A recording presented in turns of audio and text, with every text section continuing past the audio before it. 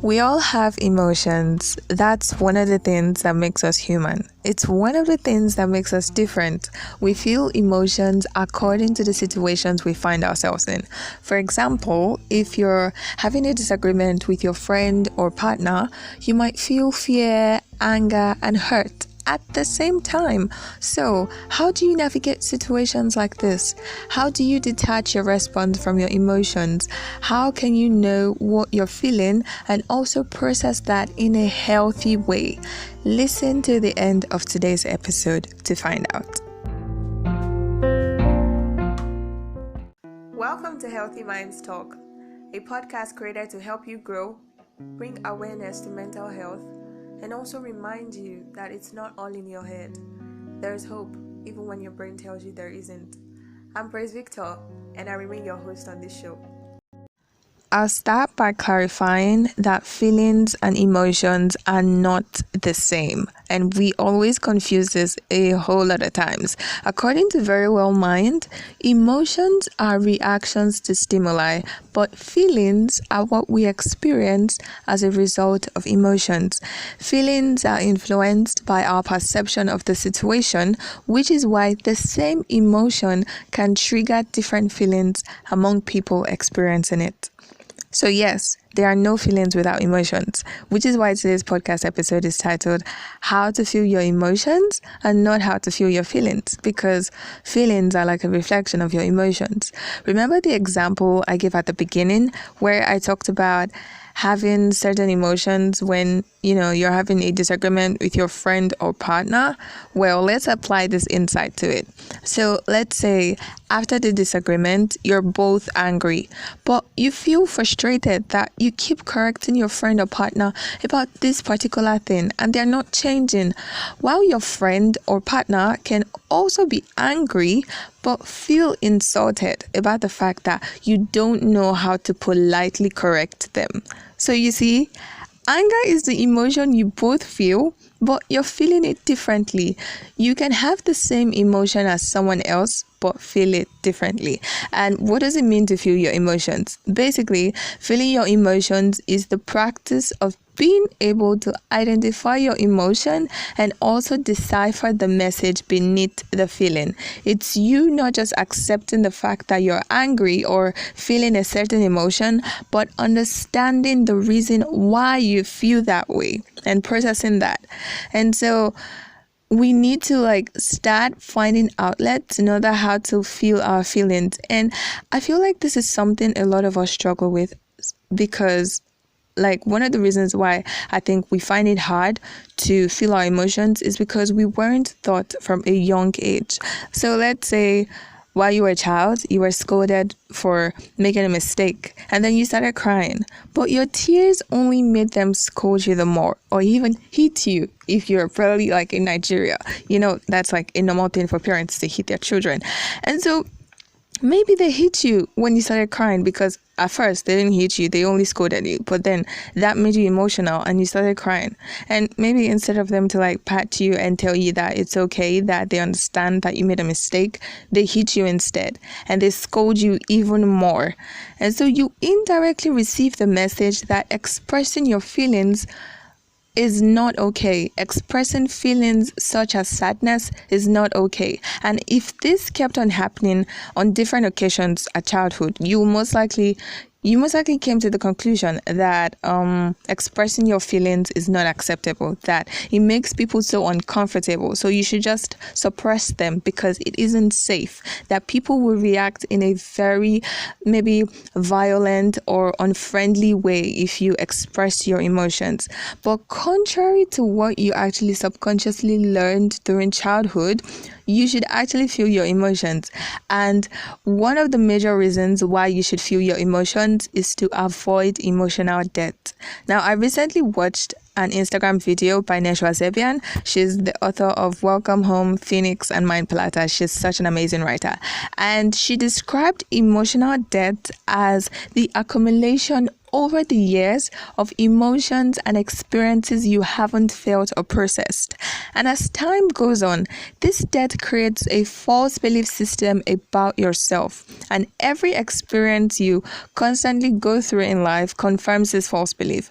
And so it just starts feeling like it starts becoming too much for you to handle because you haven't taken the time to feel out those emotions. It's just like being in a relationship and having minor complaints about your partner, but because you don't voice them out and express yourself, one day you guys can have a little misunderstanding, and then you just find yourself overreacting because you have piled up all those things in your mind without expressing them. So it's just the same thing with emotions. And another reason why you need to feel your emotions is because emotions are messengers. Every emotion has a message attached to it. It can mean you really care about something, or you're ready to try something new, or you just want to be seen and heard. Now, believe it or not, the anger you feel is actually sending you an indirect message about the situation. The hurt is probably sending you a message that you deserve better. The sadness might be telling you that you're lonely and in need of connection. So this is why you need to feel your emotions, because every emotion has a message attached to it. And another reason why you should feel your emotions is because it might not actually be your emotion that you're feeling. Now, let me just try and explain that. If you're an empath like me, you would totally relate to this. And if you didn't know before, an empath is also known as a highly sensitive person. And empaths experience and absorb the emotions of those around them. So as an empath or a highly sensitive person, it might not be your emotion you're feeling. It can be the emotion of your friend that is going through a breakup and is just sad and, sitting down lonely or depressed on the couch. Or it can be your neighbor that just lost a friend and she's, just moping around, or your flatmate. And so you see all these people and you just see how they look, how they feel, and you absorb their emotions. And the thing is, if you suppress these emotions, if you feel other people's emotions and then you suppress them, you keep wondering why you feel so miserable when nothing specifically happened to you. Because in the real sense of it, it's not exactly your emotion that you're feeling. It's another person's emotion that you're helping them to feel, which I don't even think is helping because they are unaware of the fact that you're feeling that. But then it just shows that there are countless reasons why you need to feel your emotions, because if you don't, it just compounds and just leads to a whole lot of problem as time goes on. And me telling you the reasons why you should feel your emotions doesn't exactly matter if you don't know how to feel them. So I'm just going to go ahead and tell you how to feel your emotions. Now, the first thing you should do is to be aware. The first thing you need to do to feel your emotions is to be aware and identify the particular emotion you're feeling. Now, due to the fact that not everyone is emotionally intelligent and, able to know the exact emotion they're feeling and just be like, oh, this is it, this is, what I'm feeling. Some people are unable to describe the emotion they're feeling. And so a psychologist and leading researcher on emotions, his name is Paul Ekman, he came up with what's called the Atlas of Emotions. And he divided all the emotions humans have ever felt to 5 main categories. He divided them into anger, fear, sadness, disgust, and enjoyment. And so words you can use to describe anger are annoyed, frustrated, bitter, infuriated, irritated, mad, insulted, distant, provoked, or betrayed. Words you can use to describe fear are scared, doubtful, anxious, insecure, overwhelmed, weak, or helpless. Words you can use to describe sadness are lonely, hurt, empty, miserable, heartbroken, hopeless, all those kind of words. And words you can use to describe disgust are, let's say, dislike, disturbed, awful, uncomfortable, withdrawn, and words that you can use to describe enjoyment are happiness, love, peace, contentment, and excitement. It's a whole lot more than this, but I cannot exactly list them all because it's a lot. And it's like, it's best described, like I said, it's an atlas. So it's much more better in a visual form, and I'm going to post a picture of the Atlas of Emotions on my Instagram page this week, so you should definitely check that out. But right, back to the episode. So basically, if you're feeling empty or hopeless, you're able to identify that emotion as sadness. Now, while you're identifying your emotions, it's important for you not to label them. There are no good or bad emotions. And there's a difference between identifying your emotions and identifying with your emotions. So instead of saying, I'm awful, like I am awful, like I'm so awful, or maybe like I'm an awful friend, something like that, you can just say, I feel awful. I feel like an awful friend. You are not an awful friend, you just feel like it. So this is just like trying to explain that you are not your emotions.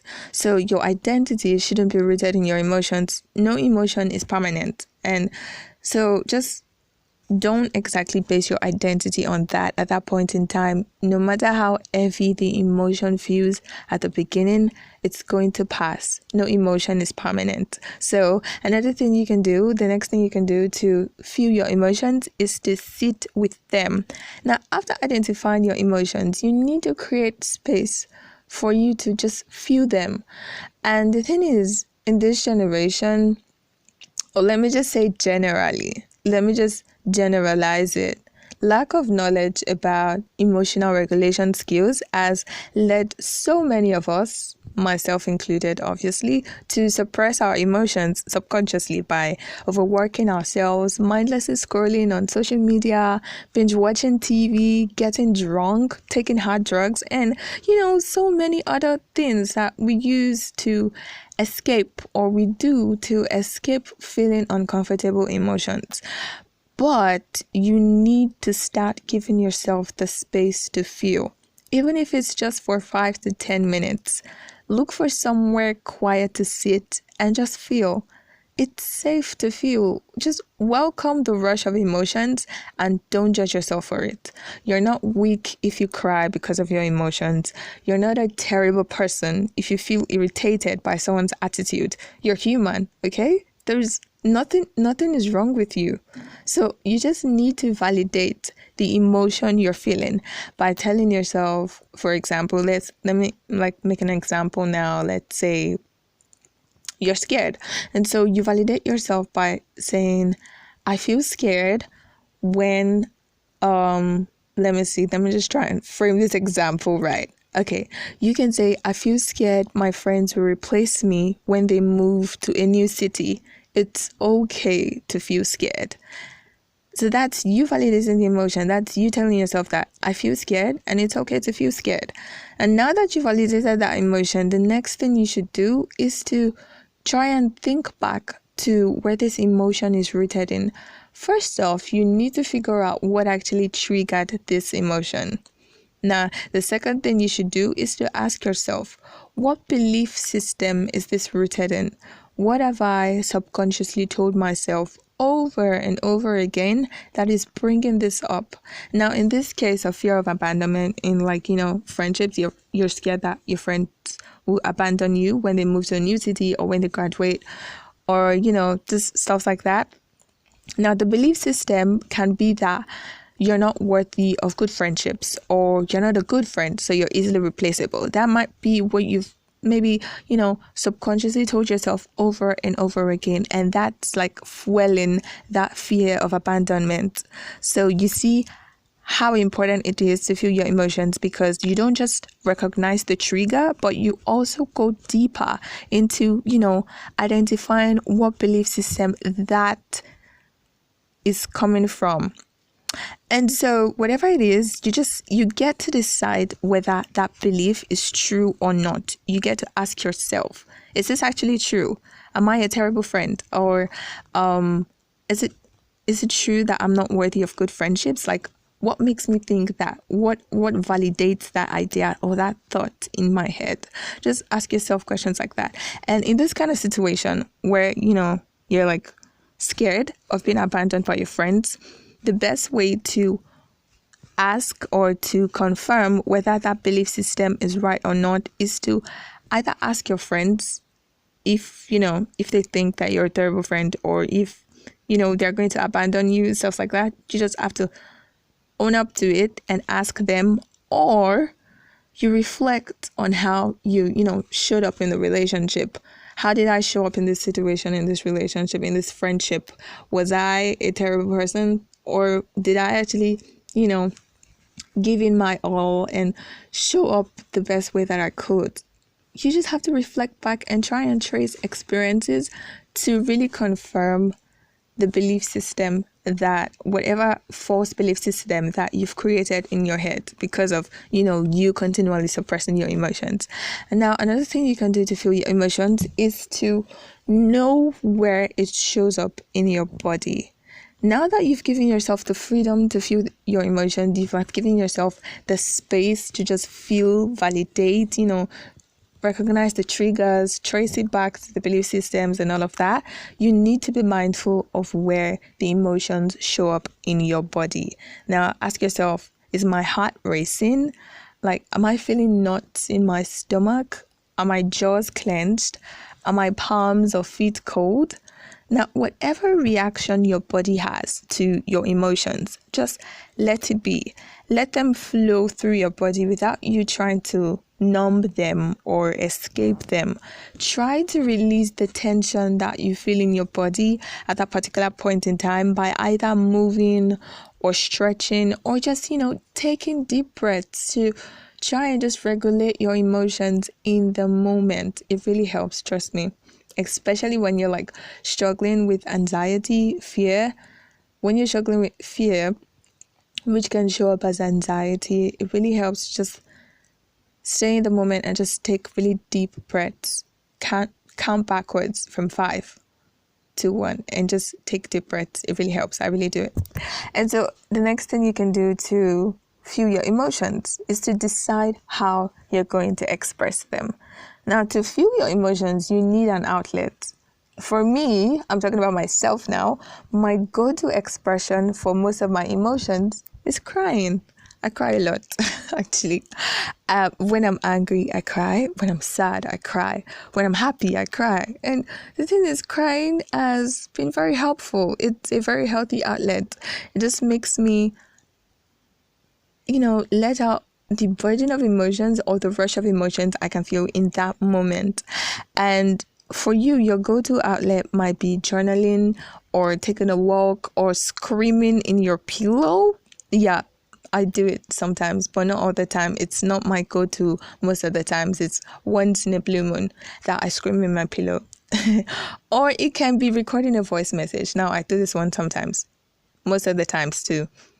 I just record myself when I'm feeling like a whole rush and I'm just trying to understand the situation, and I just record myself, and then I take a step back, like maybe 5 minutes after I've calmed down a bit, I replay the voice message and I'm like, okay, now I'm able to I'm more calm to assess the situation in a different way. But that's another talk for another day. And so basically, your outlet for expressing your emotion can even be talking to someone you trust or the person that triggered the emotion. Yes, you can do this. And while talking to the person that triggered your emotion, you should start with, I feel so when something because blah blah blah, and I'd like this. Let me just try and put that in a way that you'd understand. So let's go back to the beginning. Remember in the beginning where I said you're angry with your friend or your partner. Let's just say your partner. So back to the beginning where I said you're angry with your partner.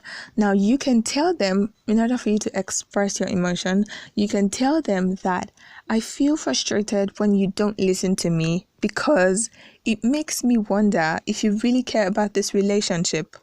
I'd like for you to listen to me more and change this habit of yours. You see? Emotions expressed, feelings communicated, problem solved. Now, I know that I make it sound easy, but sometimes it's not. But what I'm just trying to tell you is that you need to find an outlet to express your emotions. Now, the next thing you should do to feel your emotions is to choose a healthy coping mechanism. Now, having a coping mechanism is similar to how you express your emotions, but they're not exactly the same. Your outlet helps you express your emotions in the moment, while your coping mechanism helps you manage your emotional response to the situation that triggered it. Let me just put that in a very understandable way. Now, after expressing your emotions in the moment, there is every possibility that the feelings are not just going to disappear just like that, just because you've expressed them. So your coping mechanism is how you reduce the intensity of that emotion that you're feeling. And it can be by, through positive self-talk, or repeating affirmations, or just taking a nap, or listening to soothing music or a podcast, or watching your favorite TV show, asking for help from a friend, or even going to therapy, depending on, how serious the situation is. Just in all you do, avoid anything that would numb your emotion, because even though it can look effective, it will look like the emotions are gone, but they're not. It's just a temporary fix. When the effects of whatever you use to numb your emotions wear off, they'll come back to the surface, because the truth is the emotions never left. Thank you so much for listening to today's episode of the podcast. If you haven't, please subscribe on the podcasting platform you're using to listen, and also follow me on my social media accounts. The links are in the description. And if you really enjoyed this episode, do not hesitate to share it with your friends. You can, screenshot the podcast and tag me on Instagram and tell me what you liked about today's episode. I really appreciate it, and I'll see you next Monday.